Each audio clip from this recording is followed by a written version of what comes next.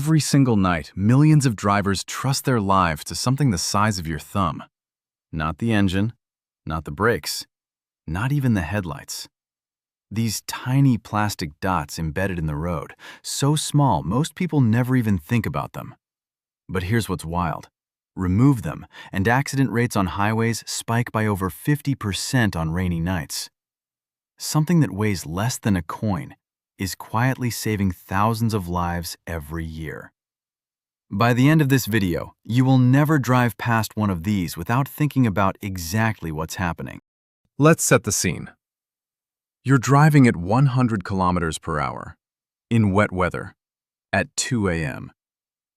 Your brain is processing the road about 200 milliseconds at a time. The lane markings, those painted white lines, are reflecting almost zero light back to you because rain is sitting on top of them like a mirror facing the wrong direction. You're essentially steering a 1,500 kilogram metal machine through near total darkness, trusting painted lines that have become invisible.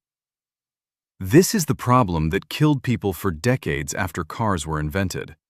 And the solution came from a dead cat. It's 1933. A man named Percy Shaw is driving home through dense fog on a winding road in Yorkshire, England. Visibility? Almost zero. And then, two tiny points of light appear in the darkness ahead of him. A cat, sitting on a fence, its eyes catching his headlights and bouncing the light directly back at him. Shaw doesn't just think, lucky escape. He thinks, wait, why can't the road do that? He spent the next 2 years reverse engineering what a cat's eye actually does. He studied how the tapetum, the reflective layer behind a cat's retina, doesn't just reflect light, it redirects it back at the exact same angle it came from. By 1935, he had a patent. The cat's eye road stud was born.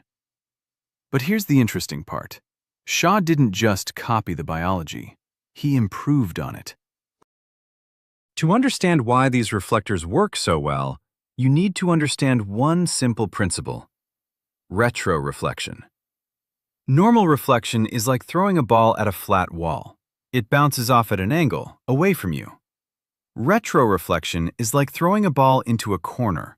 It bounces directly back at you, no matter what angle you threw it from. That's it. That's the entire secret. The question is, how do you build a tiny piece of plastic that does this reliably, at night, at high speed, Picture in rain? this. Inside every road reflector, there are tiny prisms, usually arranged in a honeycomb pattern. Each prism has 3 mirrored surfaces meeting at a corner, like the inside corner of a cube. When light hits this corner, it bounces off one face, then another, and exits traveling in exactly the opposite direction it came from. It's called a corner cube retroreflector, and it's one of the most elegant optical tricks in physics. Think of it like this. Imagine kicking a ball into the corner of a room. No matter what angle you kick it, it always comes back to you. Same principle. Perfect geometry. Now, here's where the cat's eye specifically is genius. Shaw's original design had rubber housing that gets compressed by car tires as they drive over it. As the rubber flexes down, the glass reflector gets wiped clean by the road surface itself. It self-cleans. Every time a car drives over it, no maintenance, no cleaning crew, just physics doing the work automatically for decades. But here's where it gets crazy. Different colors aren't decoration. White reflectors mark the left edge of lanes. Red ones face oncoming traffic. So if you're driving the wrong way, you see red. Yellow marks the center divider. Blue ones are placed over fire hydrants so emergency services can find them at night. The entire road is a coded information system built into the ground.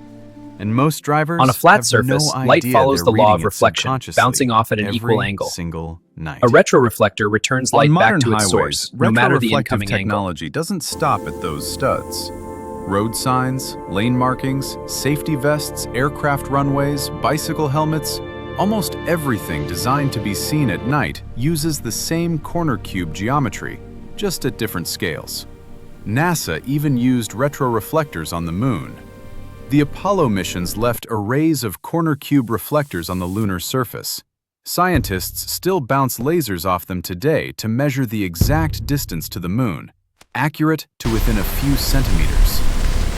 The same principle Percy Shaw borrowed from a cat's eye is measuring the distance to the moon. 1. On the world's highest altitude roads, like in the Himalayas, standard paint markings are useless. Temperature extremes, snow, and UV radiation destroy them within weeks.